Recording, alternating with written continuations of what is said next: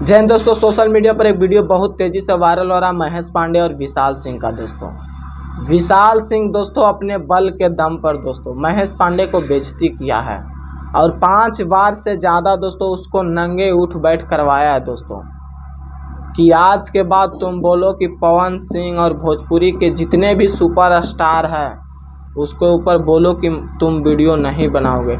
और बेचारा सच में उसको मजबूरी में बोलना पड़ा दोस्तों। ये दिल्ली का घटना है दोस्तों, 5 स्टार होटल का है दोस्तों।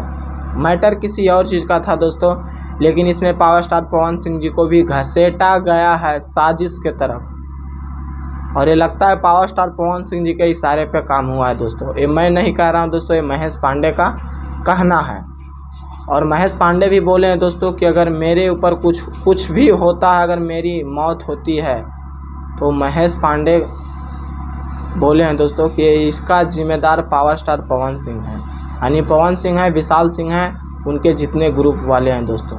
तो समझ सकते हैं दोस्तों कि अगर महेश पांडे का शरीर में अगर थोड़ा सा भी खरोच आएगा दोस्तों तो उसका जिम्मेदार पवन सिंह है दोस्तों।